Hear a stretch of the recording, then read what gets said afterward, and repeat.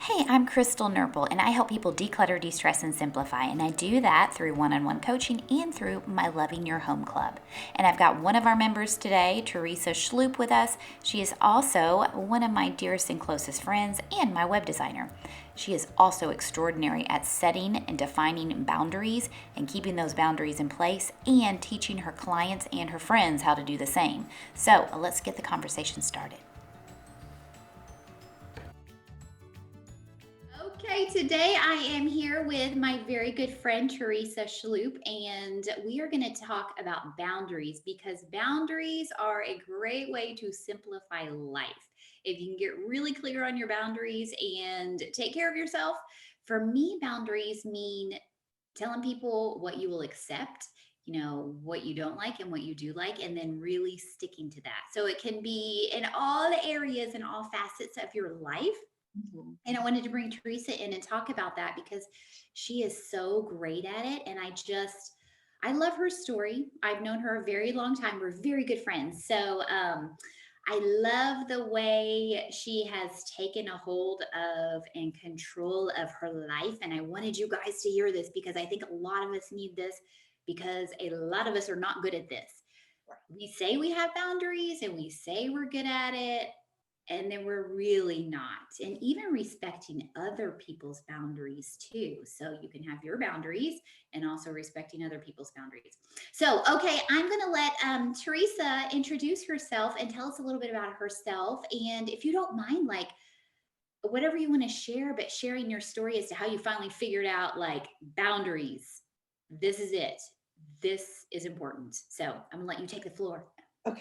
Well, so as you said, I'm Teresa. I'm a mom of three. I have a crap ton of animals and live out in the middle of nowhere with my husband. And while I'm a mom of three, I have three grown-up adults. So I don't have to, I get to enjoy empty nesting life with my fur babies all over the place. So that's kind of fun. But I think for me, boundaries, there's two really pivotal moments. I'm not saying that very good, but in life where I really knew boundaries had to take place. And the first one that I don't really talk about as much is, back about 10 years ago, I was going to college, I was working full time, I had teenagers, and I was getting ready to launch my very first business.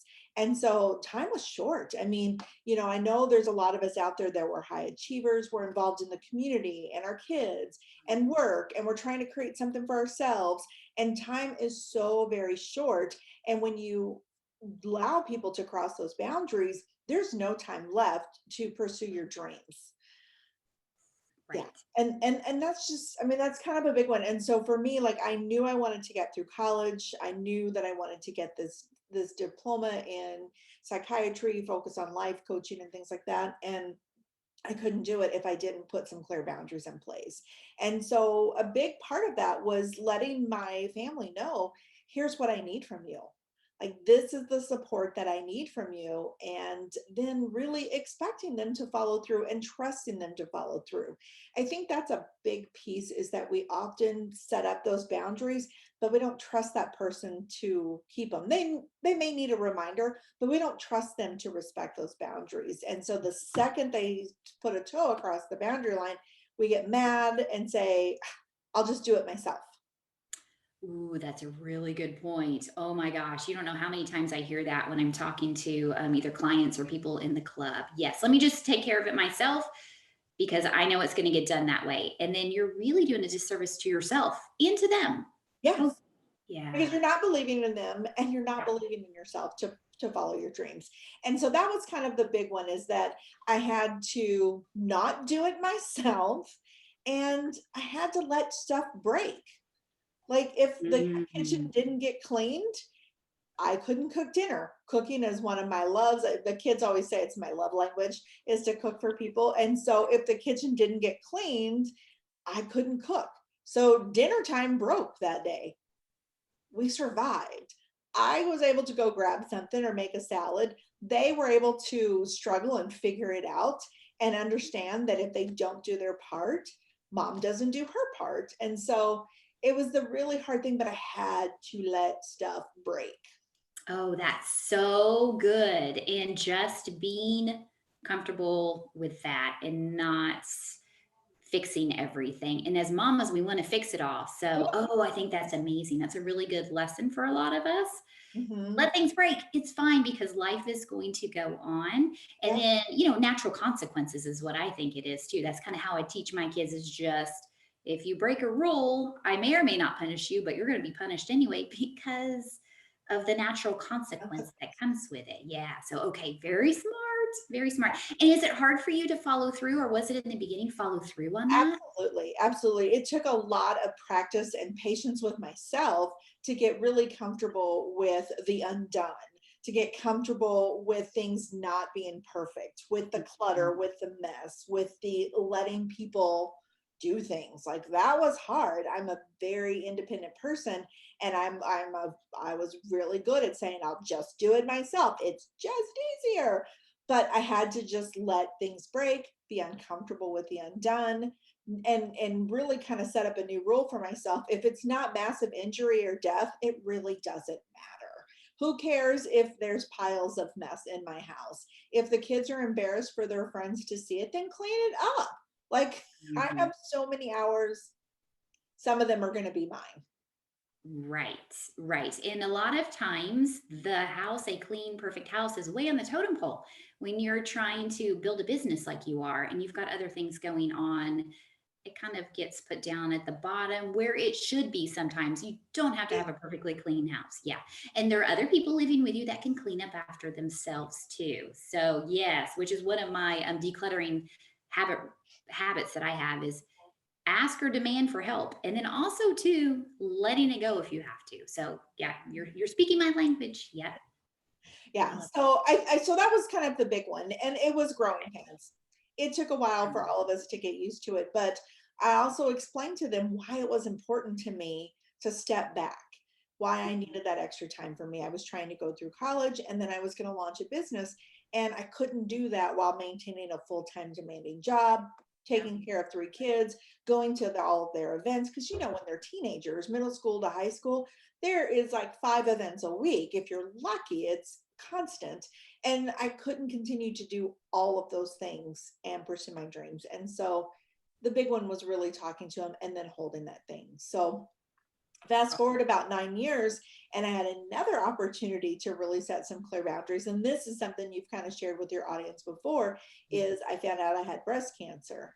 So that was a really big one. Now, I didn't have kids living at home at the time. Well, I'd had two who were still at home going to college, but Mhm. they're grown-ups. They're able to take care of themselves, and I didn't have to do as much.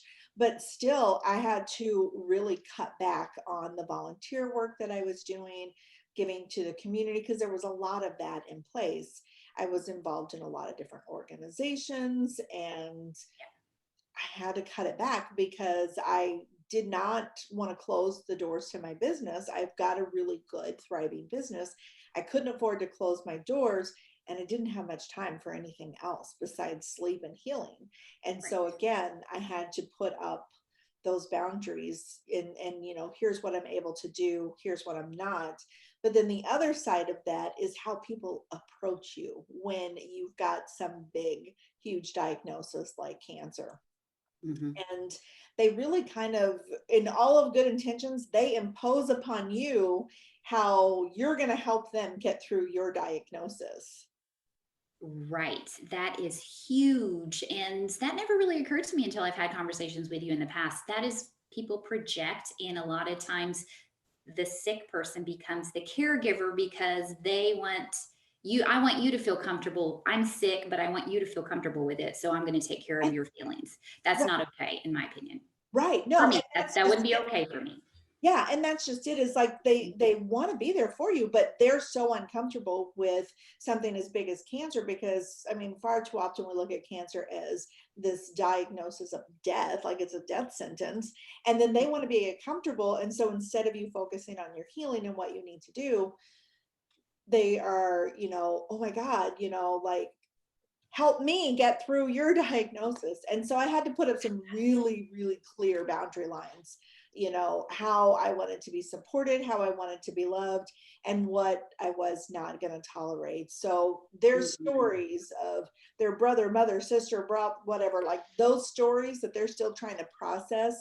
I didn't entertain any of those stories because I was focused on my healing.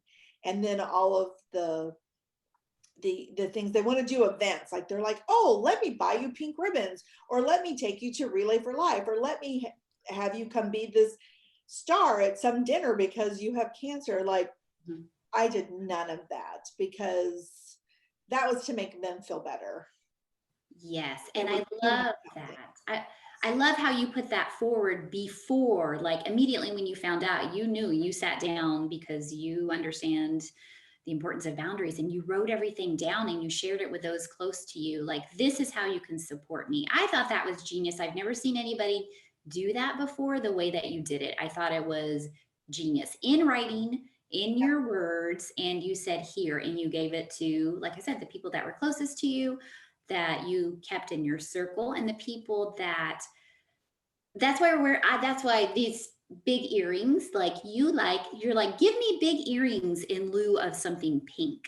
And Right. I'm like, yeah, because you don't like pink. I So I never wear love pink. that you said that ahead of time, because it's just people want to give you pink stuff when you have breast cancer. And you're like, no, thank you. So I thought that was wonderful. You're like, here's how you can support me, and here's how you cannot support me. So again, boundaries are like what you want and what you don't want. So Mhm. you're so brilliant at that. I love that. Yeah. Yeah. So very good. Well, and one thing, and this I got from a friend of mine, Chelsea, it was really helpful for me to write it out instead of don't ever buy me anything pink, you Mhm. know, is to write it more in a positive. In lieu of something pink, give me big earrings because I'm not going to wear anything pink. That's just not who I am. And so instead of doing the hard, fast, you know that people almost take as a smack to the face, Yeah. I did it in a little bit of a softer language. And that was helpful for me too, because had I not outlined that stuff, the first time somebody gave me something pink that, was in my inner circle, I probably would have been mean and annoyed and I wouldn't have been nice. So I'm like, Mhm. here's how you can avoid me being mean to you. Right. Oh, I love that. I think that's great when you're defining your boundaries. Like, we have things in our head like, well, I like this, I don't like that, but we never take the time to sit down if it's really important to us and write it down. Yeah. And that was my conversation with Nicole too. Write it down. Write down what's going on in your head. I just think it's a really great idea. Yeah, journaling is really good, and writing down and outlining your boundaries. Yeah. So good. Yeah. Yeah. Like you said, what feels good and what doesn't feel good. And it's Mhm. totally okay to ask for what feels good. Yes, It's really absolutely. okay. And that's the big thing. Absolutely. So yeah, so those are kind of my big moments in life. And honestly, um, I think they're just incredible because, like last year, I think last year was probably one of the best years of my life. And even though I was going through cancer, I'm like 242 days cancer free now. I kicked its butt in like 6 months or less. Like it was completely gone within about 6 months. Which Um, is amazing. from, And yeah. your doctors were like impressed with you. By the way, you gave your doctor's boundaries also. Oh, I did. So I wrote out how my family and friends could support me, but I also wrote out a list of my expectations with my doctors. Like, here's how we're going to work together on this. Because a lot of times doctors go into healing mode and they're the boss and they're like, here's what you're going to do. You're going to do this and you're going to do it here. And they kind of take over your life. And I felt like almost instantly that my whole life had been hijacked and I had no say, and it was a really uncomfortable place to be. And I felt backed into a corner and I knew I was not going to be a nice person. And Mm, so I was like, hold on a second. I am the CEO of my health and we are partnering together on this. And here's how you can support me as my doctor. And I love that. And yeah, you literally did write that out and gave that to them. I did. In You- fact, my oncologist, Dr. Jones, he was like, I got to tell you, this was on one of our last visits because now I'm on my 6-month care plan. But and he said, I got to tell you, when I first met you and you handed me your sheet of expectations, I thought, oh my God, what kind of patient do I have here? But he said, but what you wrote is what we did. Like we worked together on all of this. And he said, you're probably one of the easiest patients I've ever had. And I love that we had that agreement up front. He said that was, and he said, because you are a big part of the health and we did want to partner with you. And I'm so glad that we got on the same page right from the beginning. I love that. So also something really that you preach is not the right word, teach that you teach is authenticity. So when you set your boundaries, you're also being authentic. You're like, this is me, y'all. This is what I expect. Yeah. So just get that all out, all up, in the beginning, and then things go a lot better. They go the way you want them a little bit quickly and easily. So I guess, yeah. So what are some of the benefits, I guess, that you've noticed yourself by setting boundaries? So the biggest one, I healed so very quickly. Like it was incredible. From the day that I first found the lump, the tumor, to the day I finished my last radiation treatment was 9 months to the day. Mhm. So that 9 months was like all the diagnostic stuff, all of the meetings with doctors, the chemo, everything. Like it was fast. My doctors couldn't believe I even finished treatment quicker than they anticipated and had no delays. So that was a huge benefit Yes. right there. The other thing that I would say is that I really started loving life in a way that I had never before. Like I didn't realize, like you sit there and you work and strive for this dream life and you're always focused on trying to do things and get things better. But I discovered when I took time to slow down and really just insist my boundaries be respected and just focus on what was most important, healing and building my business. I started realizing that I had my dream life. Like my husband and I built our dream house. I mean, like I had all the things. I was a digital nomad. I could work anywhere with internet. Like I had my dream life. There's a few things that I'd like to add to it, like a beach house, somewhere warm. Mhm. But I had my dream life and I didn't even realize it until I enforced those boundaries, and enforce is kind of a strong word, but just insisted upon those boundaries and had a chance to really look at what it was. And the other cool thing about this, so now here I am loving my life, enjoying every moment of it while I'm bald and going through cancer and gaining weight from steroids, which is all miserable stuff, but I still am loving my life. And I grew my business 39%. Amazing. Isn't that, I mean, it's amazing. Like you're going through what a lot of people would consider, and I'm sure you too, probably the toughest struggle, one of the toughest struggles in your life. Mhm. But you're dealing with it and you've got those boundaries in place. So as a result, your business is skyrocketing. It's still going up. So Yeah. And my personal happiness is skyrocketing. I mean, everything.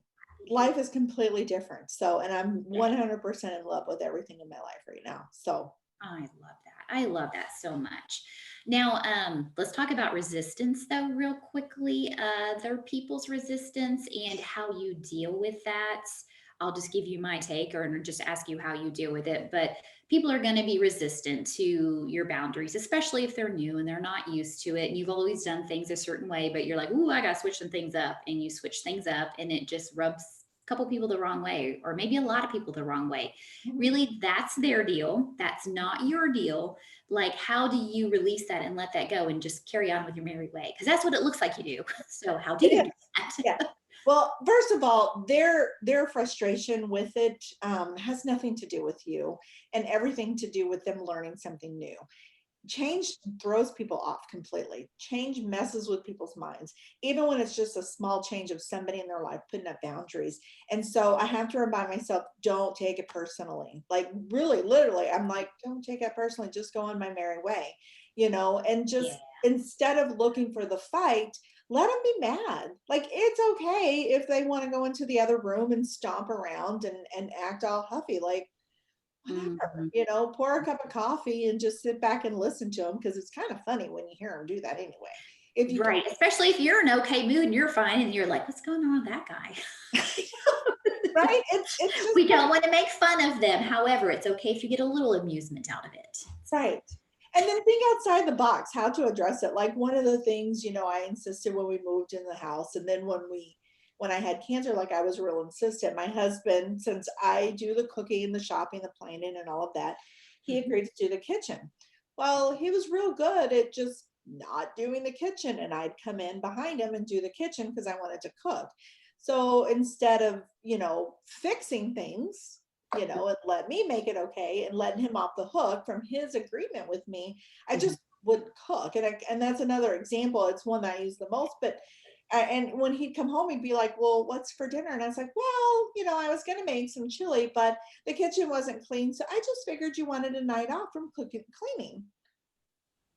And I just would let it be. And he, Right. that made him mad and Mhm. he would get frustrated, but So eventually there's he a was learning like, curve right, to there was a learning to curve. develop. So, you know, I had to say that maybe, you know, 3 to 5 times. And then he realized that if he didn't cook or clean, I didn't cook.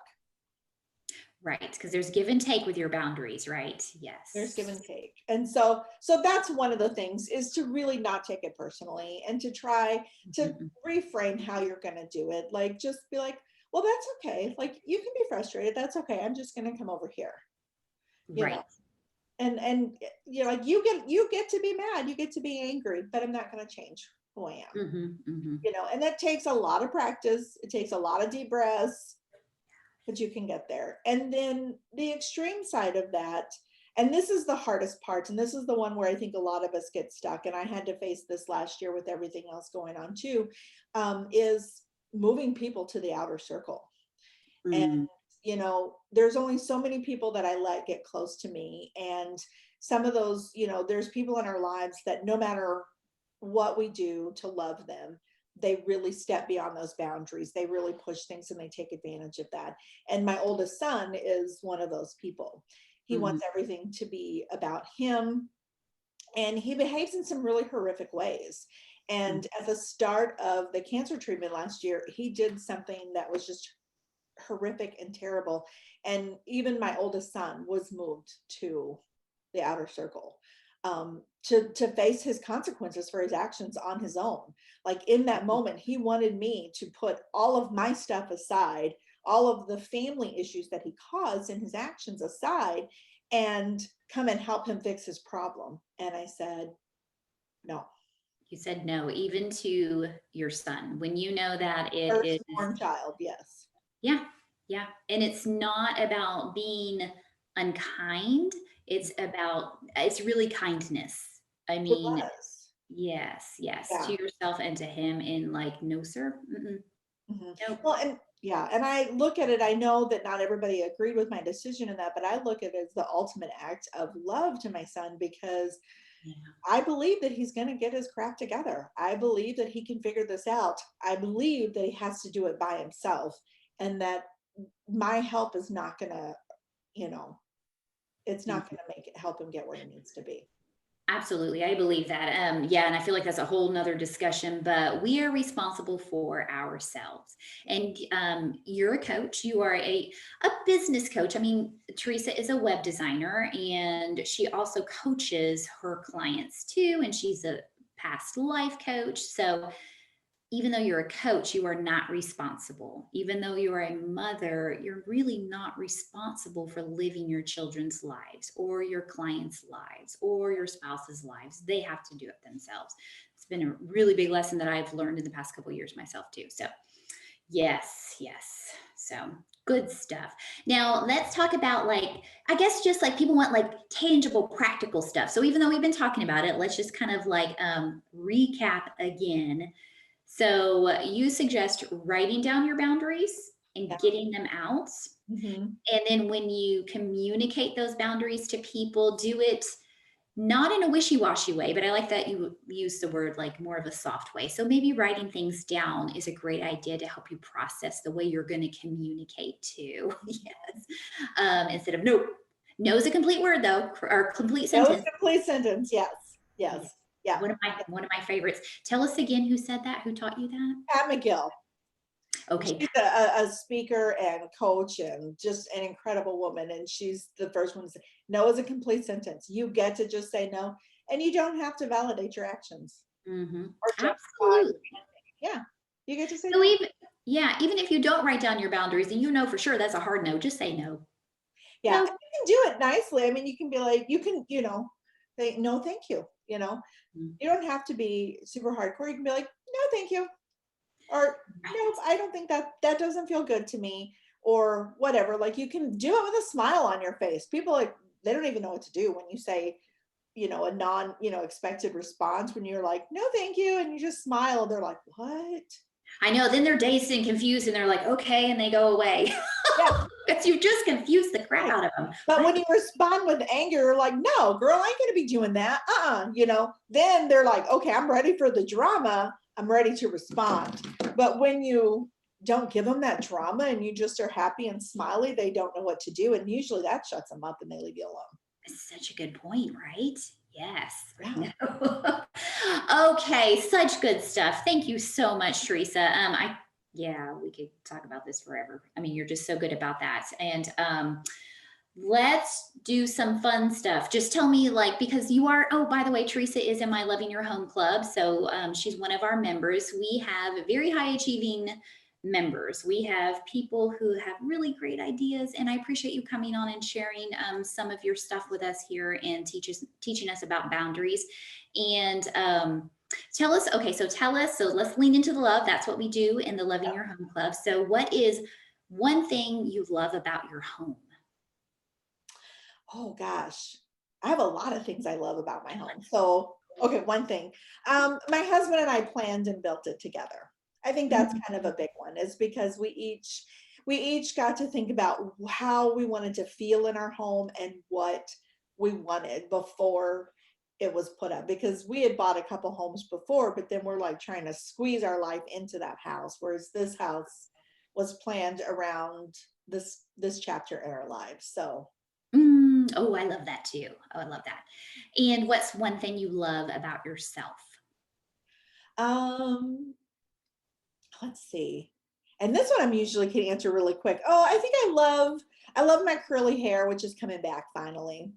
Yeah. I love lots of things. My big earrings and whatever. Yeah, you have good style. Yeah. Yes, I love your hair too. Such good. No, it's And such good. I'm loving the color too, by the way, personally. I know. I don't think I'll have to color it anymore. I can just, this is like color people pay for. It's nice and fun and silvery. Yeah. Yes, I love it. Okay, great.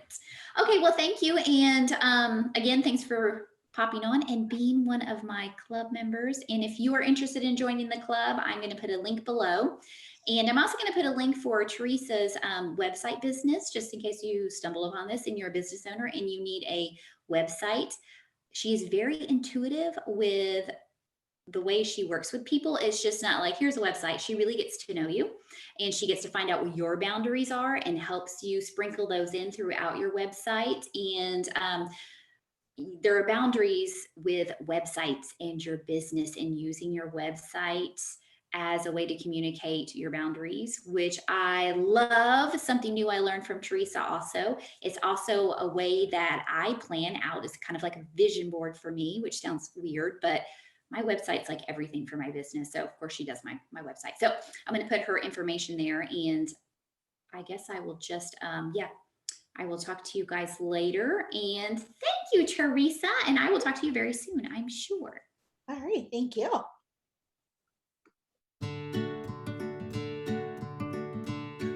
I am here today with Teresa Schlup. Take two. Maybe we should do some outtakes.